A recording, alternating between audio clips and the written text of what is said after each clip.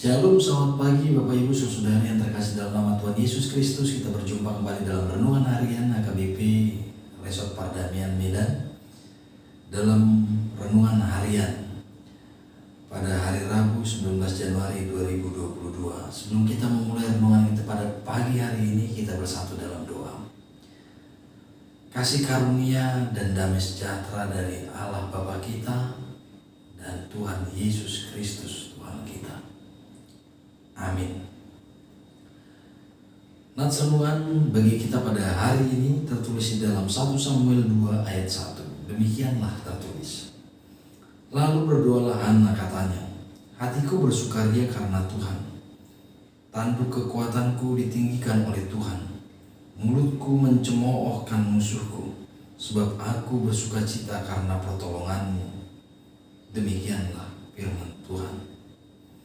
Bapak Ibu Saudara yang terkasih dalam nama Tuhan Yesus Kristus, cerita tentang Hana mungkin sudah tidak asing lagi bagi kita. Bagaimana Hana sebagai seorang perempuan yang tentunya sama seperti perempuan yang lainnya, ketika berumah tangga pasti mengharapkan adanya keturunan.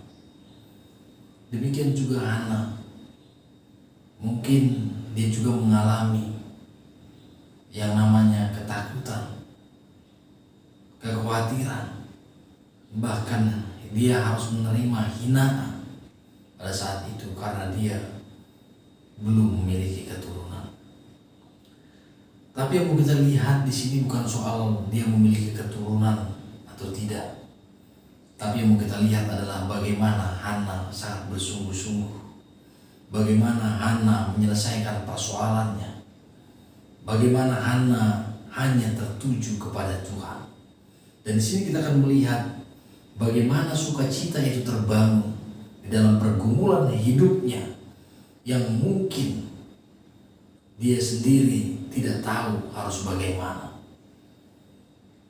Namun Hana memilih jalan satu-satunya adalah bagaimana dia menyampaikan segala keluh kesahnya kepada Tuhan.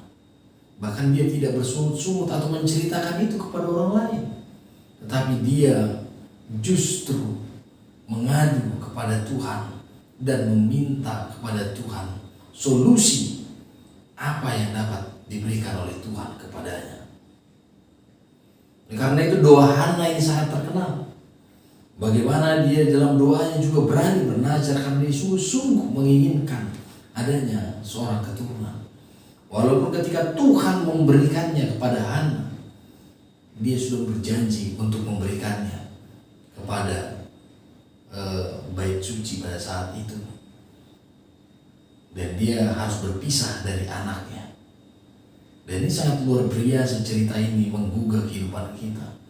Bahwa ternyata apa yang kita inginkan, apa yang menjadi kehendak Tuhan haruslah menjadi yang terutama dalam hidup kita.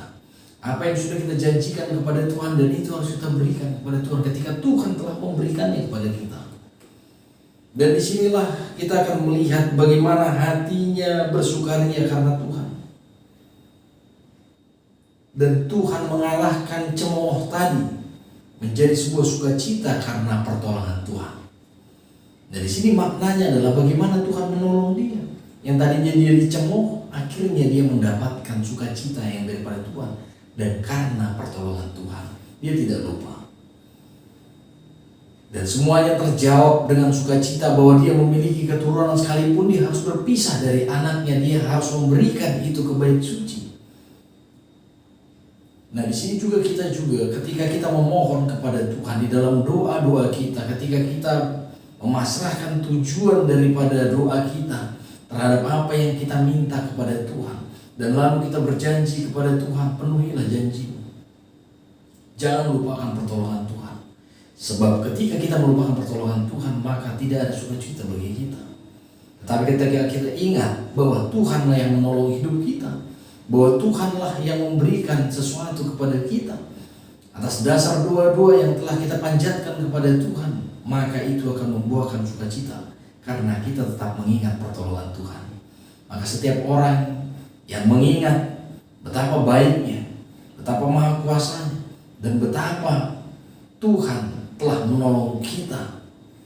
Disinilah sukacita itu terbangun menjadi sebuah rasa syukur kepada Tuhan, sebab Tuhan itu baik, sebab Tuhan itu maha kuasa, sebab Tuhan itu memberikan apa yang benar, yang memang benar-benar kita butuhkan dalam hidup kita.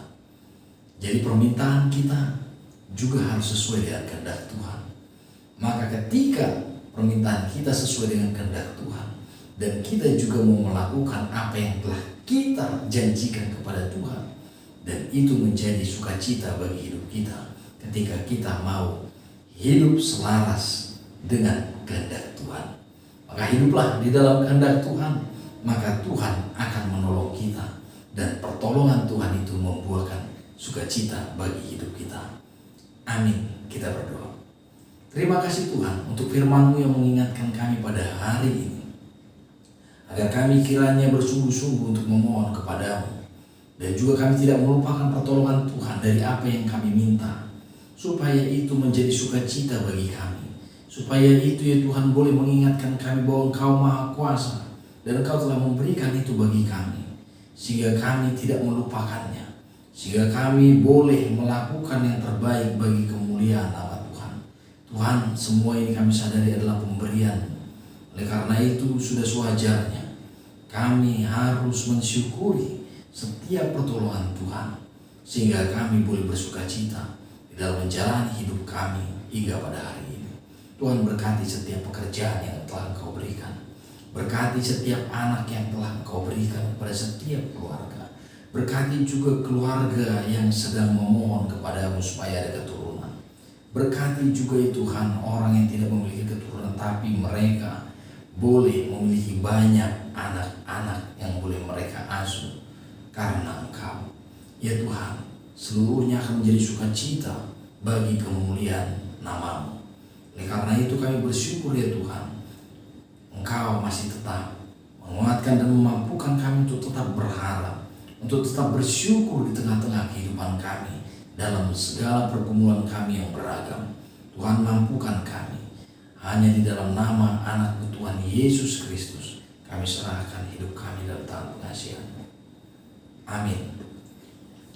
Anugerah Tuhan Yesus Kristus dan kasih setia Allah Bapa dan persekutuan Roh Kudus yang menyertai kamu sekalian. Amin. Shalom, selamat beraktivitas. Tuhan Yesus memberkati.